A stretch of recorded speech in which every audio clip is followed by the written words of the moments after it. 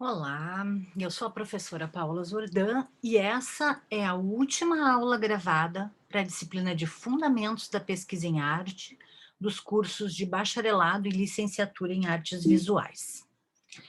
Nós vamos ver, tá, o que é dentro do corpus de um trabalho de pesquisa ou de um trabalho de conclusão de curso.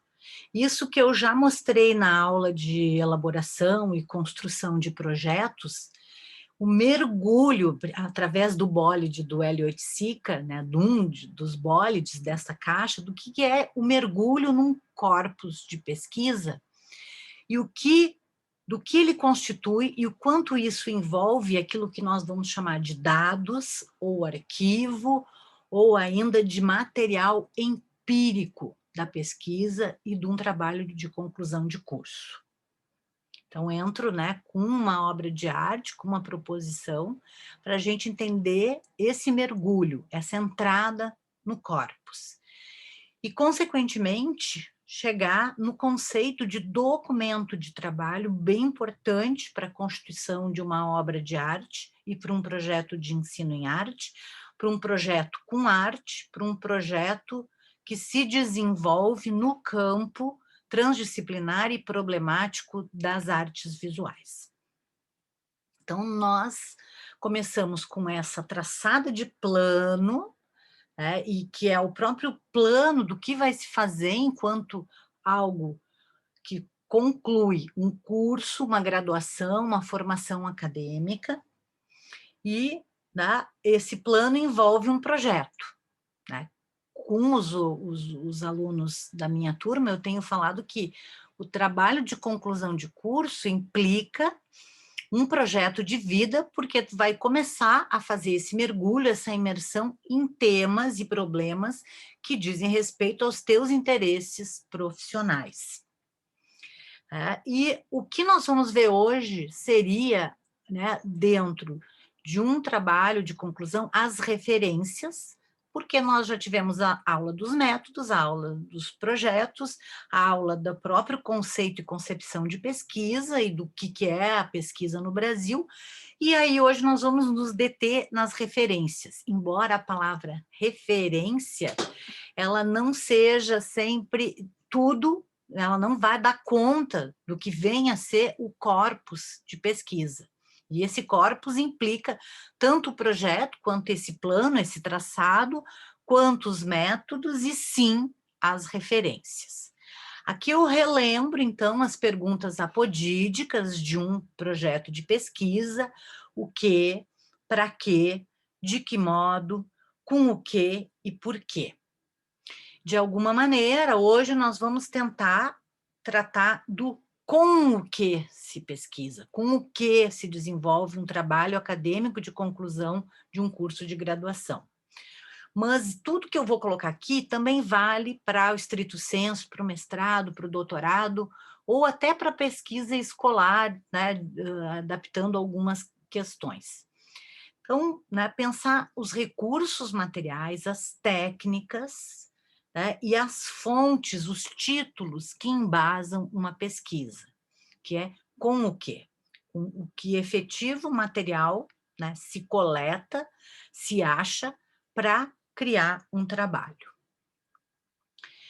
Primeiramente, o primeiro material é o que a gente, né, no senso comum, comumente vai chamar de contexto, que o Félix Guattari, autor que eu trabalho bastante, chama de universo de referências. Eu não penso sem referências. Vocês pensam aquilo que vocês têm como referência, né? Inclusive em termos de palavras, de imagens, de construtos de pensamento, eles vão envolver as referências. Então, a primeira pergunta, né, que lugar temporal e geográfico é esse? Né? Que ano estamos, que era essa, que momento estamos vivendo e onde, né, estamos nos vivendo? Que lugar o pesquisador e a pesquisa que dali se desenvolve se situa? E dentro deste lugar, quem povoa este momento e este espaço? né? E que discursos estão tecendo e formulando e produzindo referências nesse povo que envolve esse contexto. Aí, perguntas que a gente já viu lá na construção de projeto. Quais são as possibilidades de trabalho? O que se apresenta junto a essa população, mesmo num trabalho poético, né? Isso está reverberando em todo um contexto, e os recursos. Que recursos existem nesse território para se poder trabalhar com tais elementos nesse determinado momento, junto a um espaço X. Aqui não é uma brincadeira com a nossa costa, né, brasileira, especialmente aqui começando a nossa costa aqui do sul. Tudo, e aí a importância da pesquisa, né, um axioma bem importante, algumas das frases aqui, todas as frases estão em vários textos meus, essa daqui está no texto A Pesquisa como Fabular de Arquivos, que eu escrevi com meu orientando, ex-orientando, Gabriel Torelli, que é historiador, né, então é um artigo que está no livro Criações e Métodos da Pesquisa em Educação, que deve estar indo para os repositórios até daqui umas 3 semanas. Então, tudo que tendemos a tomar como verdadeiro, né, e isso é o sentido da pesquisa, precisa ser averiguado pelo maior número de pontos de vistas possível. Então, procurar pontos de vistas implica que eu tenha dados em relação àquele objeto, aquele corpo de trabalho, para poder extrair o maior número de visões daquilo que me interessa trabalhar e pesquisar. Por quê? Uma temática, um tema-problema, dentro de um campo no qual eu recorto determinados objetos específicos dentro de uma pesquisa, produzindo um corpus de trabalho, especialmente no campo das artes, vai envolver estilos, imaginários, tradições iconográficas, repertórios culturais locais e globais, e que envolvem uma multiplicidade de contextos que varia de acordo com pontos de vistas, reapresentações e sistemas simbólicos que são tanto locais quanto globais, quanto universais, e ainda códigos e índices específicos. Aqui é uma aquarela minha de caderno, né, do caderno, que é o diário de bordo, consta como né, suporte, uma superfície para pesquisa, e isso aqui é um desenho a partir da leitura dos Ratos, do Dionélio Machado, nosso autor aqui gaúcho, com as suas anotações, as relações, né, é a história de um funcionário público, o problema do dinheiro, então o livro se passa numa noite, então tudo isso, tá? Eu trago uma imagem porque eu não consigo expressar, né, o quanto os temas problemas do campo das artes não se colocam também em escorços, em esboços, em imagens. E eu poderia ainda criar outros pontos para pensar tudo que envolve um estudo e uma pesquisa e um trabalho que se desenvolve, né, dentro de determinados temas no campo ampliado das artes visuais. Aqui eu brinco com os meus próprios arquivos, né, com produções plásticas visuais, que são desde as pinturas até portfólio de fotografia, até o meu projeto de graduação, que eu comentei em aula, que naquela época não se chamava trabalho de conclusão de curso, e sim projeto de graduação. Então, para brincar, porque nós vamos ter muitos arquivos, o campo é bem amplo, e um TCC vai ter que escolher uma pasta, uma produção, porque não vai dar para dar conta de tudo, nem no mestrado, nem no doutorado, nem no TCC. Né? O que a gente pode fazer, para começar, para entender, é um dossiê.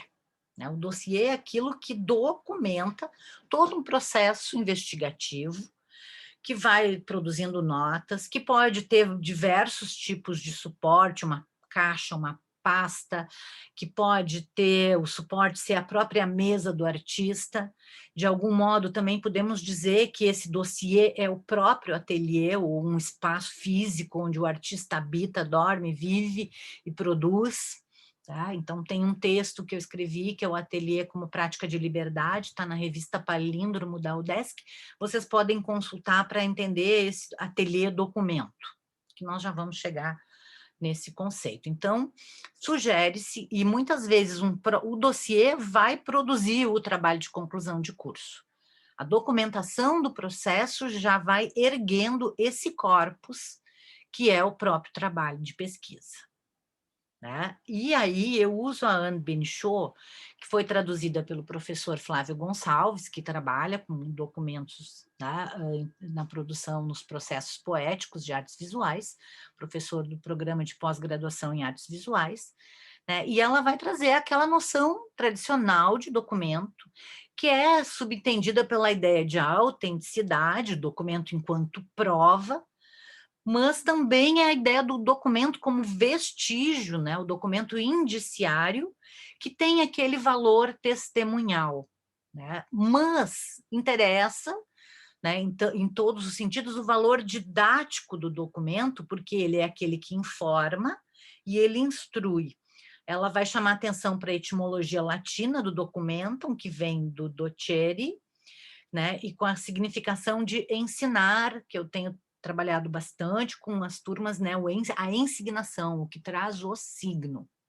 É um pouco diferente do educere, da educação, que tem uma relação etimológica com a domesticação. Ao reconduzirmos 3 acepções do termo, tá, a didática, a indiciária e a autenticatória, a prova, né, podemos considerar a priori que a documentação dos artistas estabelece, né, em torno das obras, ela escreve sobre as obras, né, um vestígio dessas obras.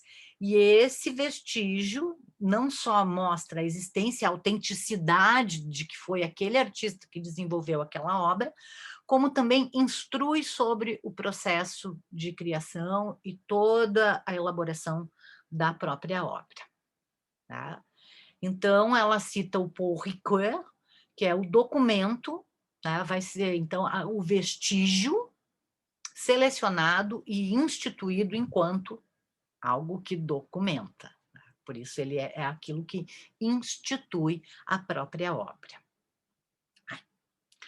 Aí eu trago aqui, né, o fluxograma que a colega Bruna Chiesa, que ela autorizou eu mostrar em aula, produziu. A gente trabalha primeiramente aqui na ideia de uma fundamentação de uma pesquisa com esses desenhos, com esses diagramas, para entender os conceitos, os campos em jogo, os elementos, né? Então, aqui eu pego o fluxograma que a Bruna já entende como uma possibilidade de TCC, óbvio que ela vai ter, tem muita coisa que tem o universo, tem a educação, porque ela é licencianda, a pesquisa teórica e a produção poética, tudo isso intercalado, né? Chegando numa produção que envolve os objetos, uma questão de arte propositiva, né? A performance, a questão do feminino, toda, né, os grupelhos performáticos, e como isso envolve também umas proposições relacionais, né, que ela não pôs aqui, mas se eu for olhar tudo, tem a Sueli Ronick, a insurreição, o fluxo, a arte contemporânea, o situacionismo, é muito grande. O primeiro fluxograma, ele põe um universo de coisas. Depois, à medida que a gente vai trabalhando, e o arquivo, que eu já vou chegar nesse conceito, vai se processando, o objeto, esse corpus, ele vai tomando uma direção e se detendo, né, num corpo específico, num bólide, usando a imagem do Hélio Oiticica, que eu trouxe também na aula dos projetos, porque as coisas se misturam no meio do processo. Então, as produções de um projeto são viabilizadas por meio de pesquisa, ir atrás, pescar, coletas, buscas incessantes, aqui o fluxograma do Ricardo Basbaum para o projeto Novas Bases para a Personalidade, onde as coisas, os processos vão acontecendo por várias linhas, em vários campos. né? E isso demanda busca, demanda ir atrás, né? Esse ir atrás, esse coletar, esse aglutinar referências que essa aula se detém. Porque isso é a produção do que comumente se chama um arquivo, né? Essa coleta de dados, essas coleções de incidências, como diria o Roland Barthes, e esse inventário de pesquisa, que a professora Rosa Maria Bueno Fischer, quando ela era minha orientadora de mestrado, ela dizia aquele geralzão, né? Botar tudo que tem sobre o assunto. Nós brincava, ela chamava o geralzão, aquilo que tem tudo, né? E que é um arquivo de dados. Esse arquivo, o conceito de arquivo vem de arqué, de coisa antiga, de coisa...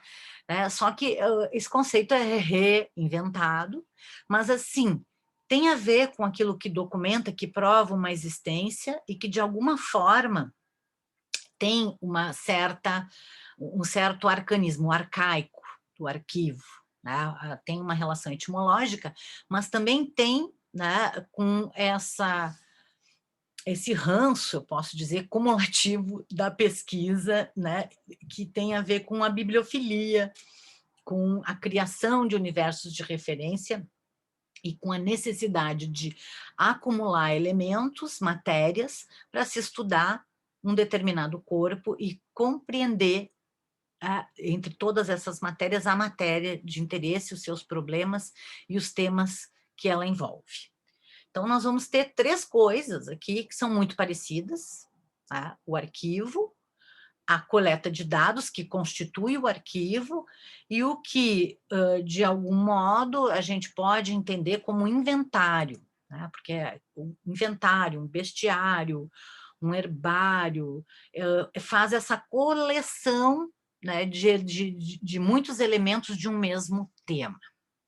E eu brinco aqui com os dados, porque tem uma questão de acaso, muitas vezes, naquilo que se constitui como documento e como arquivo de pesquisa, porque tu vai encontrar coisas que vão chamar atenção e que tu vai coletando, e, né, especialmente nos processos poéticos, e aquilo vai produzindo uma série de sentidos.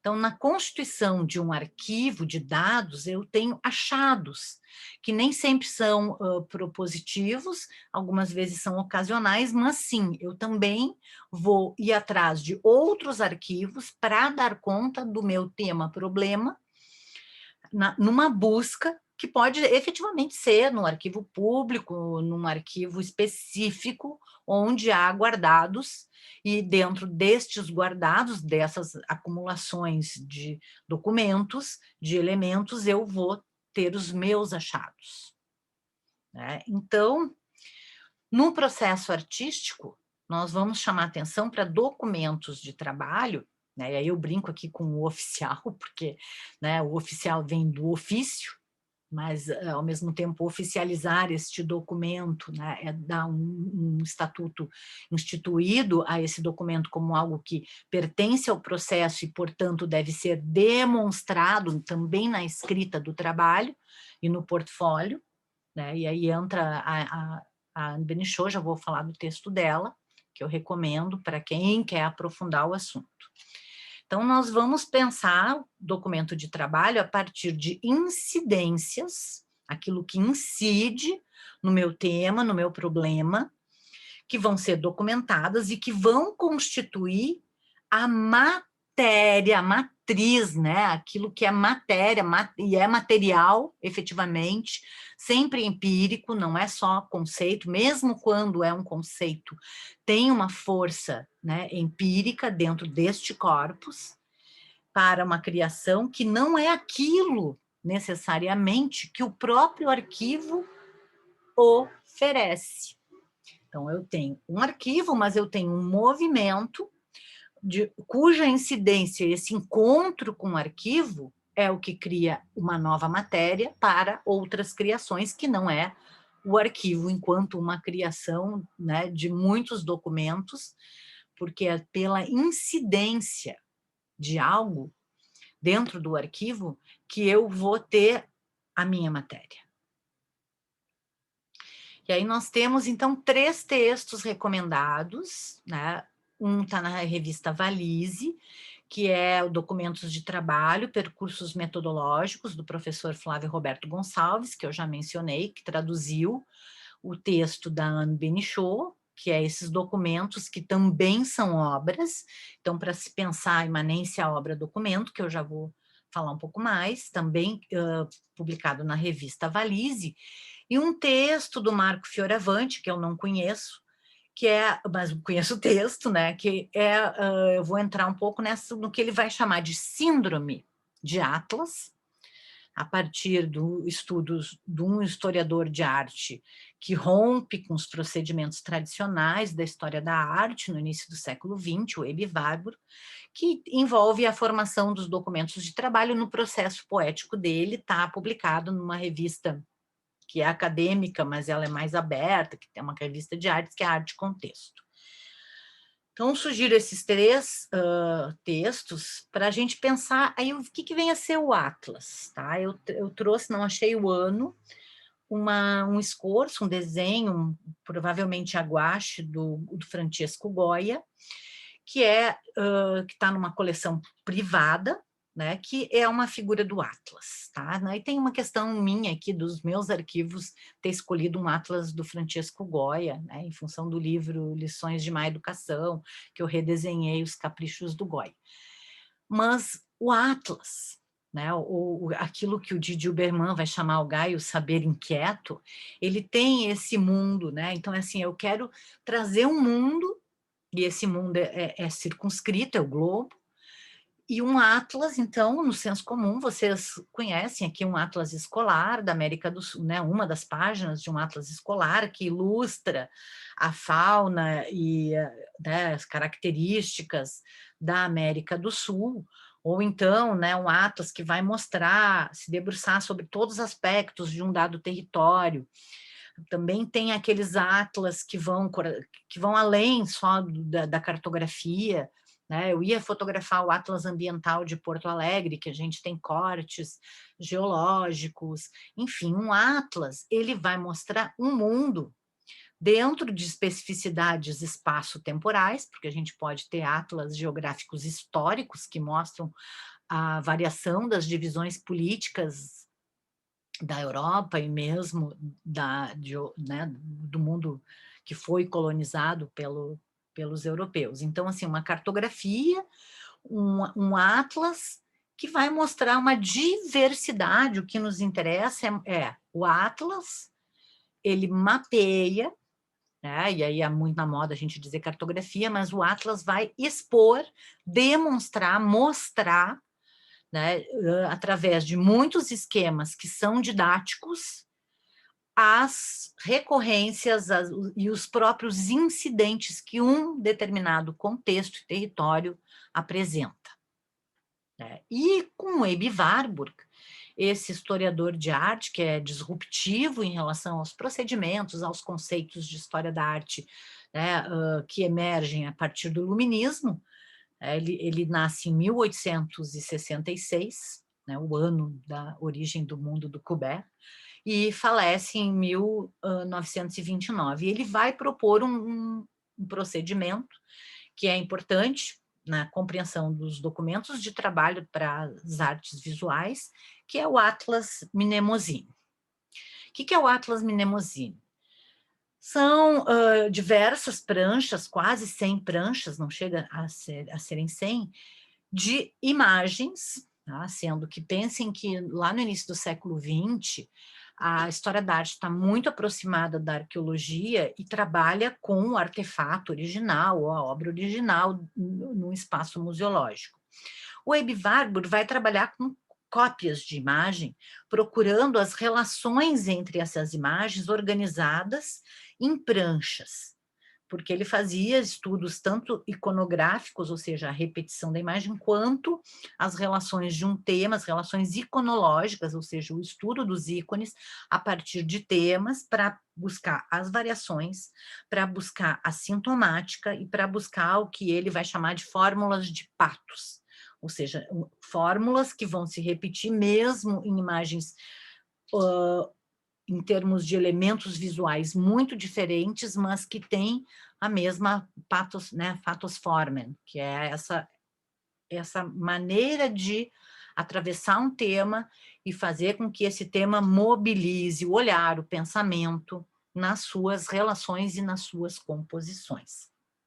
Aqui, 2 pranchas, sendo que eu chamo atenção para essa prancha aqui, que é a prancha que é onde aparecem os tarôs e as diferenças, por exemplo, entre o tarô do Andrea Mantegna, do século XV, com o tarô do Eteila, do século XVIII, o tarô de Marsella, que atravessa, né, que é uma xilogravura com várias impressões e variações, desde o século XVII até o século XX, né, nas suas variações, e também a questão das ninfas. Então, ele tem temas onde essas pranchas estão colocadas, e, por exemplo, a ninfa, no seu caimento, no planejamento, ela vai se repetir, inclusive, numa prancha onde a gente pode ver os tarôs, as virtudes, as disciplinas do conhecimento, as artes liberais.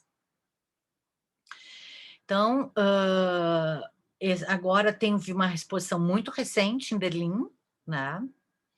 Na House da Cultura, não sei falar em alemão, né? A minha colega Paula Ramos que mandou algumas fotos, né, dessa reconstituição do Atlas, com as imagens originais que estão no arquivo da Warburg Foundation em Londres.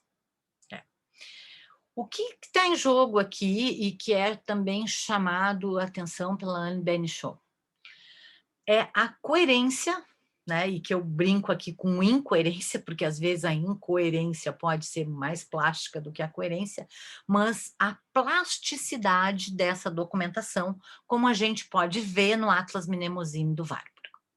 Então, essas relações por si só vão produzir e vão oferecer uma coerência plástica naquilo que eu estou, na minha pesquisa, entendendo como bricolage, né, desse procedimento de montagem warburgiana. Ou seja, uma imanência entre as obras ditas prontas, ou produto, ou aquele elemento que vai chegar no mercado como a obra, que vai para um leilão, que vai para um museu, ou não, né? Porque aí também nós estamos trabalhando com um conceito muito aberto de obra, e os seus documentos. Tá? Então, o que está em jogo é essa relação. A Benichot vai fazer toda uma série de considerações, né, do que é obra, do quanto o documento implode a obra, do quanto os documentos vão se tornar obras. Então, são muitos movimentos possíveis. Para o TCC, né, vocês têm que entender que a obra estudada, pesquisada, especialmente quem for fazer continuar na vida acadêmica via a área de história, teoria e crítica e for fazer um trabalho mais crítico, vai trabalhar com a crítica genética nas artes visuais, que envolve, né, aquelas camadas de documentação na sua coerência ou incoerência plástica que vão chegar no resultado final de uma obra. E aí, então, a crítica genética é o que veio enquanto universo de referência, usando o termo do Guattari, a produzir essa obra. Né? Na literatura é o processo de criação, e todos aqueles originais vão estudar, os críticos vão estudar todos os originais, os seus rascunhos, os seus palimpsestos, né, na documentação dos manuscritos.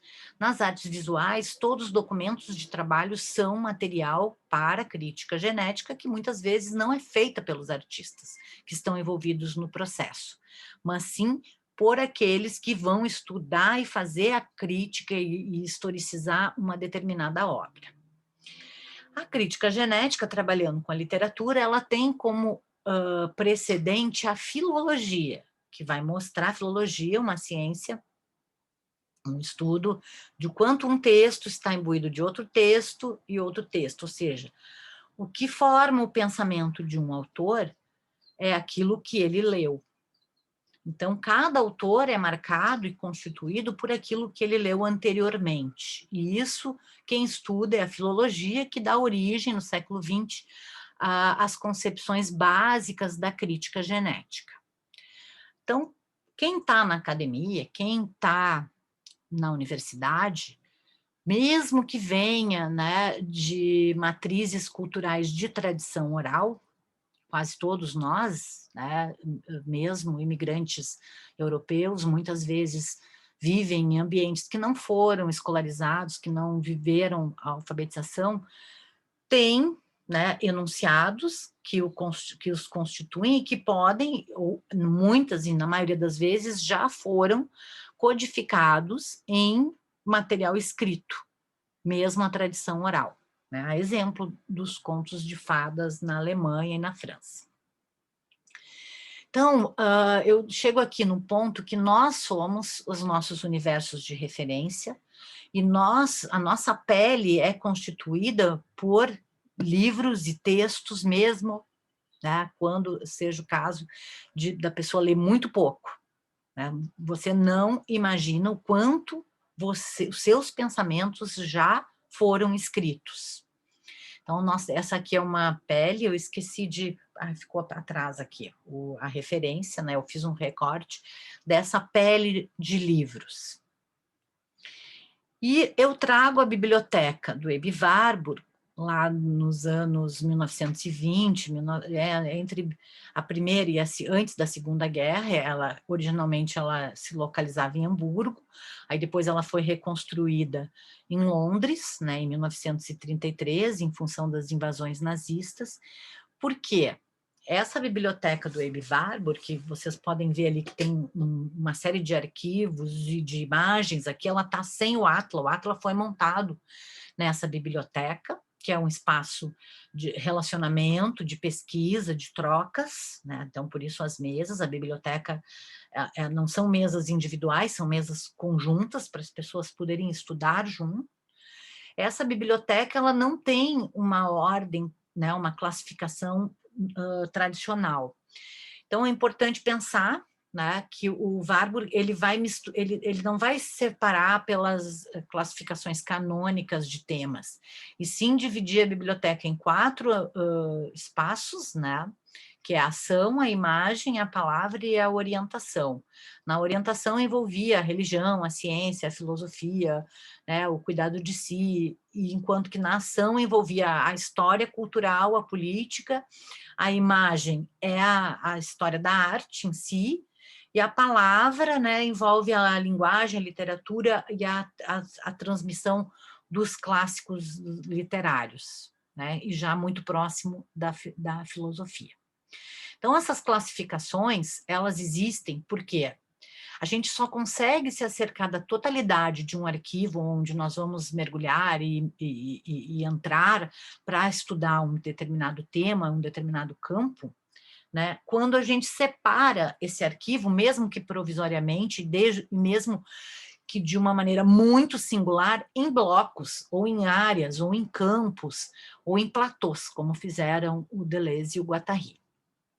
Então, aqui tem uns exemplos de bestiários, cristalários e herbários, né, que vão produzir arquivos com uma certa organização por reinos e tipos, né, e aí nós chegamos, né, no grande arquivo, que é o arquivo vivo de livros, porque todo arquivo, inicialmente, ele faz parte dessa consulta e dessa imersão bibliográfica dentro de um tema. Então, por isso a importância das referências bibliográficas na pesquisa. Ah, que saco, professora! Ah, por que tem que usar? Não. Nós estamos numa universidade, o emblema da universidade é o livro, e a vida acadêmica tem uma tradição livresca, que sim, pode ser desconstruída, pode ser questionada, né? Mas nós temos autores que já pensaram aquilo que nós já pensamos. E esses autores e autoras, eles existem como fontes a serem consultadas para, né, nos ajudar a pensar. Eles nos dão mote ao assunto, ou então eu não sei o que pensar sobre o assunto, então leia sobre o seu assunto. Então, o autor, dentro de um texto, ele é o trampolim para o teu tema, para o teu mergulho, para te desenvolver as tuas próprias ideias e até para organizar as frases que traduzem o teu pensamento naquilo que se segue no texto que cada um vai escrever para concluir o seu curso de graduação, no mínimo. Pelo menos esse texto na vida tu vais escrever. Quem quiser seguir escrevendo, faça mestrado, doutorado, ou vá ser, né, um intelectual livre, que talvez ganhe até mais dinheiro, dependendo como a pessoa se organizar profissionalmente. O autor também é aquele que embasa aquilo que tu está pensando. Olha, pensei tal coisa, né? Eu penso, né? O ser humano é a doença do planeta. Pensei isso, juro, quando eu era adolescente.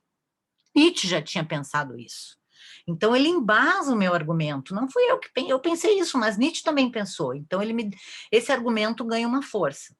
Então serve como prova daquilo que eu, na minha ingenuidade, né, morando no asfalto e dentro de um bairro super populoso de Porto Alegre que inundava, isso, o ser humano é a doença, está estragando a natureza.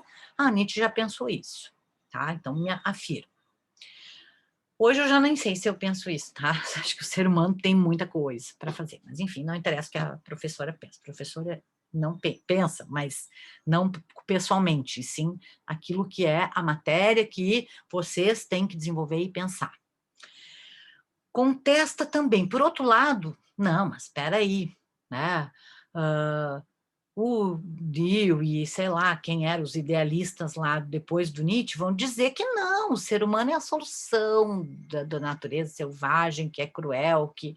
Então, eu tenho autores que vão contestar o argumento, até para eu discutir com eles, ou então para dizer, não, não é nada disso, olhem só que o fulano, o ciclano, a beltrana, né, que quase não publicou lá no início do século XX, mas, né, eu tenho, ou então eu trago outras bases e abro aquela questão das perspectivas, assim, se isso é verdade, eu tenho que olhar por outros ângulos, e esses outros ângulos vão mostrar outros aspectos daquela verdade, né? Então, um autor pode vir contestar o teu argumento, né? E aí tu pode criar um diálogo entre aqueles que contestam, aqueles que atestam, e enfatizar, então, a tua arguição a partir de muitas bases. E ajuda o autor presente, aquele que, né, tem que ser motivado para a escrita, como o texto que eu compartilhei com vocês, né, Motivações para a Escrita, que é um texto aforístico, e que brinca com o cruz credo, né, da minha orientanda, eu tenho que escrever, ajuda o autor presente a pensar, a concatenar as ideias e elaborar os seus argumentos, as suas percepções sobre aquele corpus do trabalho. E aí, bom, mas eu tenho que fazer a pesquisa de referência, Sora? Tem. Cara, tu não é a primeira, tu não descobriu a América. Então, muita gente já pesquisou o teu tema, o teu problema. Então, tem que averiguar, nem que seja só no repositório da tua universidade, os títulos sobre o teu tema. Por isso, as palavras-chave indexadoras são tão importantes. Tá? Bom, mas tem um monte de coisa, Sora. Bom, vamos pegar autores que têm uma perspectiva parecida, porque se tu tiver para um trabalho de conclusão de curso autores que vão dizer que vão ser metafísicos e outros são extremamente empíricos, tu vai te embananar conceitualmente. Então, vamos escolher, esses aqui são esses mais contemporâneos, que pensam de uma forma mais aberta, ou esses aqui são os mais estruturalistas, que têm uma organização mais metódica ou mais sistemática. Vocês vão ter que escolher uma vizinhança, né, de referências que conversem entre si, né? Mas não pode se ignorar textos super clássicos e importantes sobre o tema, né? Então, não tem como, hoje, no Brasil, se escrever sobre currículo sem ler os documentos de identidade, né, que é um livro do professor Tomás Tadeu, lá dos anos 90, que faz a história do currículo e como isso chega no Brasil. Bom, se eu estou no doutorado, sim, eu vou levantar o máximo de títulos sobre o tema e vou tentar, dentro de uma perspectiva, dar conta do máximo de títulos. Mas eu tenho um cronograma. Lembram do cronograma lá no projeto de pesquisa? Ele é muito importante. E eu tenho que ver o tempo, calcular esse tempo, escolher um número de títulos e artigos e textos compatível com o meu cronograma, para poder utilizar especialmente os textos que serão utilizados no meu texto. Textos que eu vou só averiguar, saber da existência, fazer, né, um escrutínio geral, eu posso até referendar eles como referência sobre o tema, mas não serem a bibliografia em si utilizada dentro do texto em construção. Nisso, enquanto eu definir os números de textos e livros que eu vou utilizar, escolhendo esses, né, eu já tenho que ir marcando e copiando, né, a famosa ficha de leitura, tudo que for relevante para aquilo que eu estou pensando e para o tema que eu vou desenvolver no meu texto. Não façam que nem vou citar os nomes dos meus orientandos, que eu aviso, e daí, não sabe a página, não sabe onde, copiou, mas anotem a página, anotem a referência completa, eu já vou explicar as duas maneiras de fazer referência. Tendo isso, muitas vezes, quando, não sei o que, tem lá, o cara falou isso, está escrito, está marcado, já façam um arquivo de cada leitura, com já anotando a página. E aí façam anotações, resumos durante a leitura, porque aí isso já vai constituindo texto, né? Essa anotação, isso é um procedimento de escrileitura, como dizia a professora Sandra Coraza, que é um conceito que ela vai a partir do Roland Barthes, para falar desse escrever e ler que vai constituindo o próprio pensamento e que vai favorecendo a construção do teu texto, do teu trabalho de TCC. Nós temos 2 tipos de citação referendadas e aceitas pela Associação Brasileira de Normas Técnicas. Uma de origem anglo-saxônica e a outra de origem francesa. A maioria dos periódicos científicos, né, pede que os textos sejam escritos na anglo-saxônica. Mas teses, dissertações e trabalhos de conclusão de curso que não são científicos, né, recomenda-se que usem a citação francesa. O que é a citação anglo-saxônica? Ela tem um foco na data da publicação, porque para a ciência interessa a atualização do dado. Então, aparece no corpo do texto, entre parênteses, né, o fulano, porque interessa se é o nome do cientista, o ano, né, e a página é quase irrelevante porque interessa é o paper. A ciência vai produzir muito mais papers, artigos, né, sobre as suas descobertas, e aí, por exemplo, quanto mais artigos sobre um determinado tema em diferentes contextos, mais pontos de vista vai se ter sobre uma determinada conclusão, né, e da veracidade daquela conclusão que é empírica e atualizada, né, num plano de referências orgânico ou físico. Tanto é que, no modelo final, as referências, ela tem o autor e o ano, e não o autor e o título. Por quê? Porque interessa o ano, né? E aí, por exemplo, se tem os 2 anos, tu usa o A e o B, né? No caso, por exemplo, esse aqui é 98A, 98B, né? Aqui eu citando o que é filosofia. O que é estranho, porque a filosofia é um livro de 91. Então, e a filosofia, as considerações da crítica de arte, tal, elas são intempestivas, a data não é relevante. É mais relevante eu saber em que texto eu encontro tal conceito ou tal arguição do que exatamente o ano. E esse é o modelo de citação francesa, que acontece em rodapé e que tem o título da obra, né, e a informação completa, e depois até pode dizer, né, fulano, e daí entra o ano e a página, mas isso está em rodapé e eu localizo facilmente de que obra se trata, né? E ainda nessas referências, né, é recomendado, especialmente na estrito sensu, usar o tradutor, o nome do tradutor em obras que não são na língua original, porque a tradução muda totalmente os conceitos. Tá?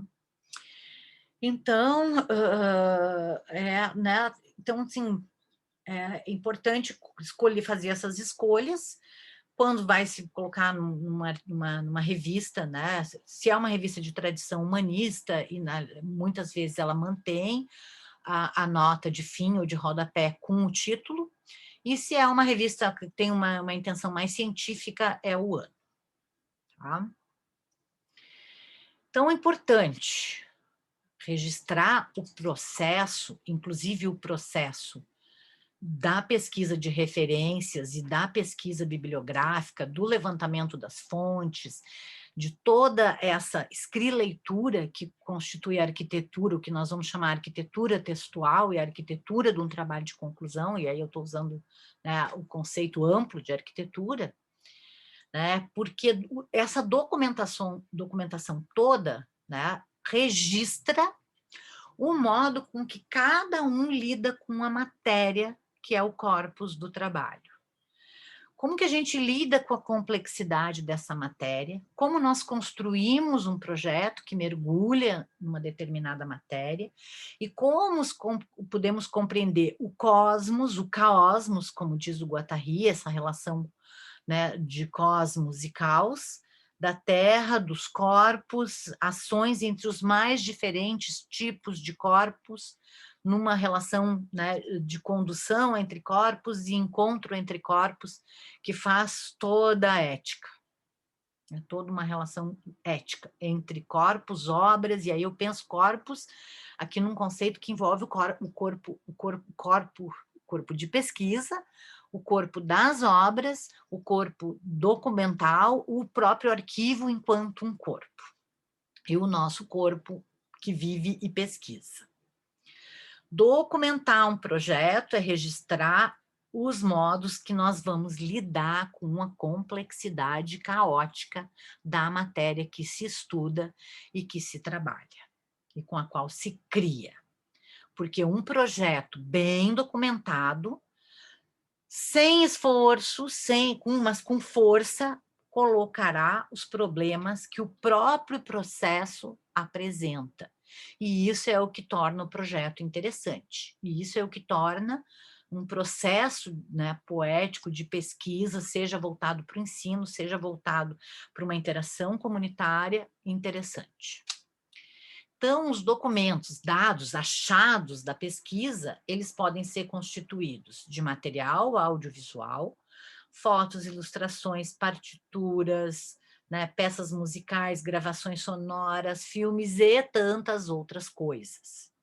Artefatos diversos, objetos prosaicos, produtos de consumo. Quando eu fiz a pesquisa de mestrado com as princesas, eu tenho lá o geralzão, como falava a professora, né, a minha orientadora, então eu tenho ali convite de aniversário, saquinho de lembrancinha, copo, pedaço de etiqueta de mochila, tá? Uma série de coisas que eram incidentes em relação àquele tema das princesas.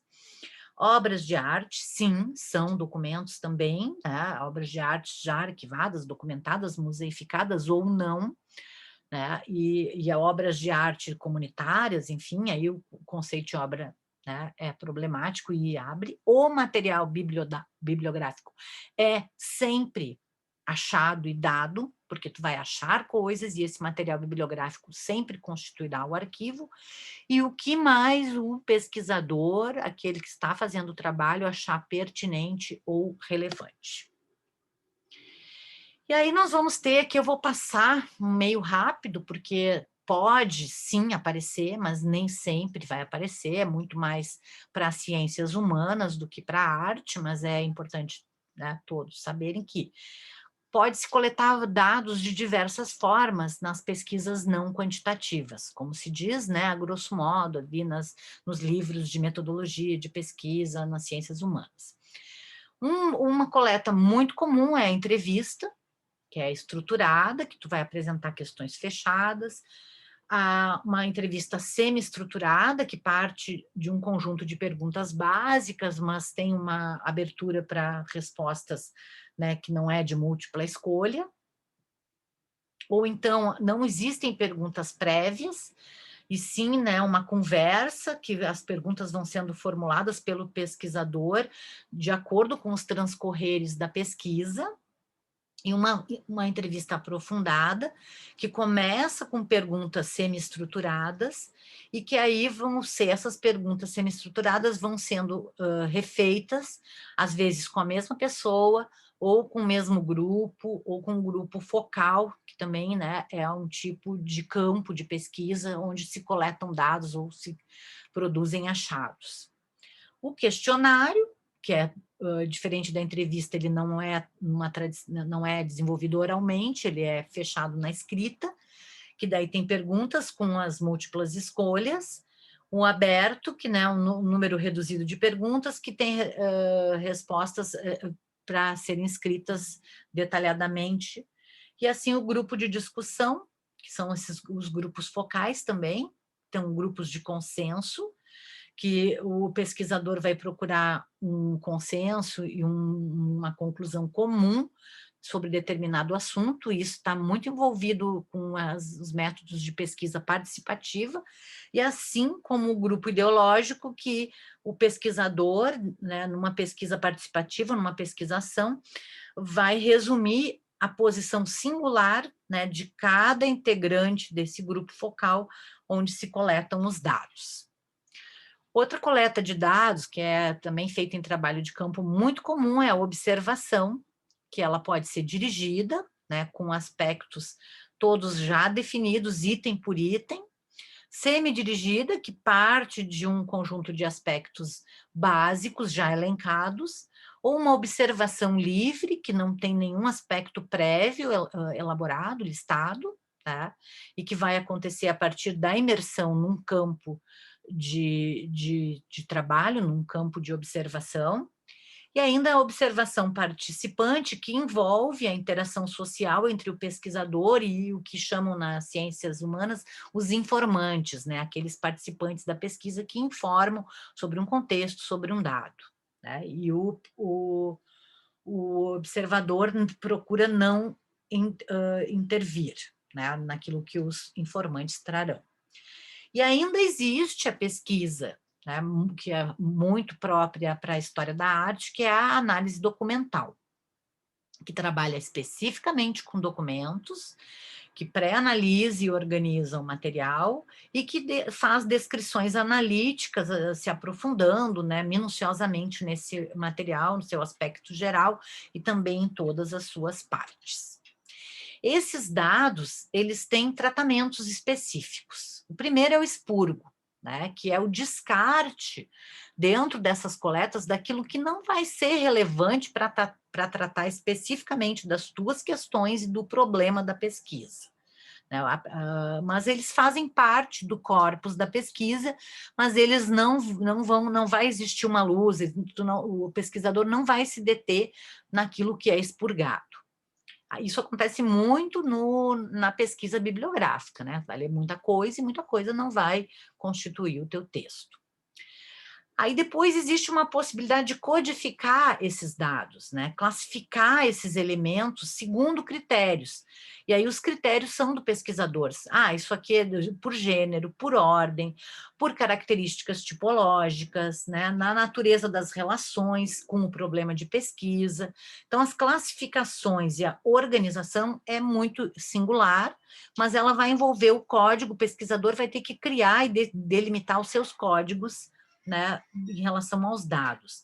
Então, se define também nos esquemas, entre os elementos em jogo, no problema de pesquisa, criando categorias que melhor apresentarão os dados coletados. Aí, um outro tratamento de dado é a tabulação, né, que envolve um procedimento quantitativo para fazer a amostragem de incidência numérica, ou então por pesos, né, em termos de incidência, de quantidades de incidência.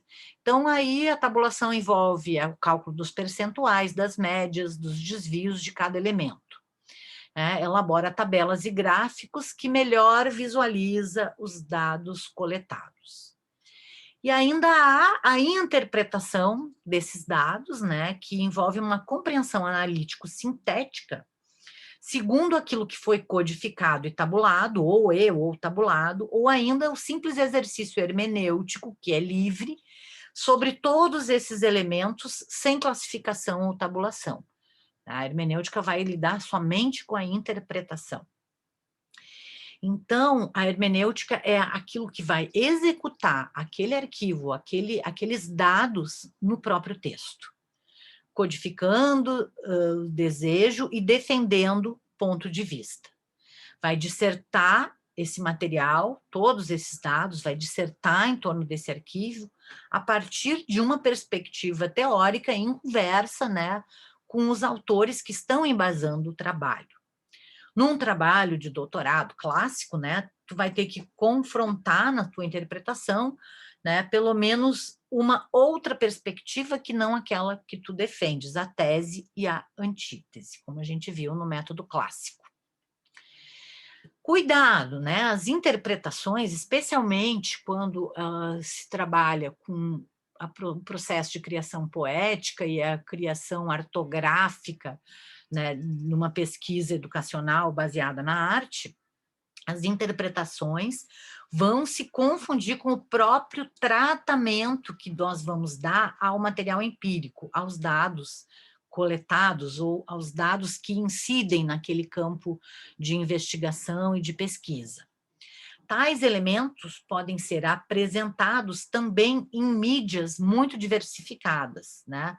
Não só via a palavra escrita. Então, aqui é a gente pensar com outras matrizes também de tradição oral, né? Que é a palavra escrita, ela é a exigência tradicional na apresentação de um resultado de pesquisa. Então, eu chego aqui com a Sandra Corazza na escrileitura porque a defesa dela, e quando ela ganha, né, o edital para o Observatório da Educação, é ensinar a pesquisa, é ensinar a ler e a escrever ler, né, e escrever aquilo que se produziu enquanto um processo de investigação. E outro problema da interpretação e da síntese analítica é que o objeto analisado, olhado em todas as suas perspectivas, não é um dado inerte. Ele sempre vai ser tomado de acordo com o que o sujeito, que também é um lugar dentro de um discurso, e é um lugar de enunciação, então o objeto vai ser tomado de acordo com o que os sujeitos que o enunciam dentro de um texto enxergam junto a esse objeto de estudo, ou seja, o objeto é a expressão provisória e contingente de um ponto de vista. E o que o observador atribui ao que escolhe como objeto de pesquisa, mesmo na pesquisa científica, daí os exemplos que nós estamos, né, sentindo nos índices do Covid nesse momento, nunca é neutro. O pesquisador é o sujeito que interpreta aquilo que acontece, e ele faz parte do processo investigativo. Então, por mais objetiva que seja a pesquisa, né, há um fator subjetivo no resultado e na interpretação. Ao buscar o sentido do objeto que investiga, o intérprete cria. Claro que a pesquisa, o método científico, ele tem uma série de estratégias e técnicas contra, né, essa possibilidade, ele vai procurar, ele vai se acercar de técnicas que vão garantir a neutralidade, tanto é que os pares, a avaliação é cega, né, e os estudos são cegos para exatamente o pesquisador na ciência não interpretar de acordo com a sua subjetividade, com o seu desejo. O que na arte, né, não tem perigo nenhum, né, enquanto resultado. Na perspectiva da diferença, filosofia da diferença do Gilles Deleuze, né, que é a professora que trabalha, com Nietzsche e Deleuze, interpretar, e o Deleuze e o Guattari vão trazer a doença civilizatória da interpretose como um problema efetivo nas relações e nos modos de vida. Com Nietzsche, desde Nietzsche, século XIX, e com Deleuze, interpretar é o mesmo que violentar, ajustar, abreviar, omitir, preencher, imaginar e falsear. Por quê? Produzir um artigo, e aí eu trago Michel Foucault, que é um parceiro, quer dizer, está na mesma perspectiva, né, contemporânea de pensar a história e pensar a matéria do que Deleuze e Guattari. produzir um arquivo, né, todos são, advêm do pensamento nietzschiano, da Gaia ciência nietzschiana. Produzir um arquivo com Foucault implica eliminar, distorcer, desfigurar, apresentar uma série de documentos e, na visualização desse arquivo, esses documentos se tornam monumentos. Então, o que está em jogo na atividade de pesquisa, e isso é muito importante para a pesquisa em arte, né? A Benichot termina com Foucault, com a arqueologia do saber, que trabalha com a ideia de arquivo a partir dessas muitas camadas, né? De saberes, de discursos, de práticas, de visualidades. Né? Uma atividade de pesquisa, tá? Quando ela se vê implicado, né? Estar envolto, estar envolvido, estar imerso dentro de um arquivo, não é só coletar, né? E não é só organizar e apresentar esses documentos, mas como eu vou compor nessa atividade de pesquisa todos os meus dados. Isso aqui está no texto, a pesquisa como fabulação de arquivos, que eu escrevi com o Gabriel Torelli. Então, essa ideia da pesquisa, e aí é muito própria e muito pertinente para a pesquisa em arte, a pesquisa enquanto um compósito, né? E esse compósito, ele implica a transversalidade de uma linha, que é aquela linha do plano, que é a linha plástica, criando sentido por entre cortes e conexões de matérias que nunca são homogêneas, que são matérias heterogêneas. Então, a heterogeneidade do Guattari entra aqui também, assim como os transversais. Isso aqui já é um pouco mais avançado, tá? Porque chegou até o fim da aula. Então, pensar a pesquisa enquanto compósito, e esse compósito lida com a matéria caósmica, usando a palavra, né, guattariana, que vai criar uma linha que é plástica, pictórica, plástica, né, nessas matérias heterogêneas. E mesmo que a pesquisa seja teórica, filosófica, historiográfica, né, ela vai ter uma poética própria, que é tanto textual, quanto plástica, quanto visual, que envolve inclusive a apresentação final do documento, seja o PDF, seja a plasticidade desse documento, que vão expressar a própria problemática do arquivo. Então, eu termino com uma questão que é muito pertinente para quem trabalha com esquizoanálise, cartografia.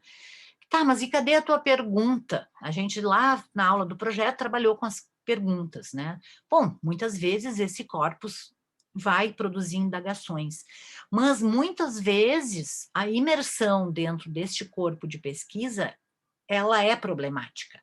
E então, o desenvolver, o desenrolar de uma investigação, de uma pesquisa, de um processo dentro de um corpo problemático, que o Deleuze chamava campo problemático, já em si é o suficientemente indagador, mesmo que eu não formule uma questão, porque o arquivo se torna o problema. O arquivo demonstrará todos os problemas que aquela matéria, na sua heterogeneidade, apresenta.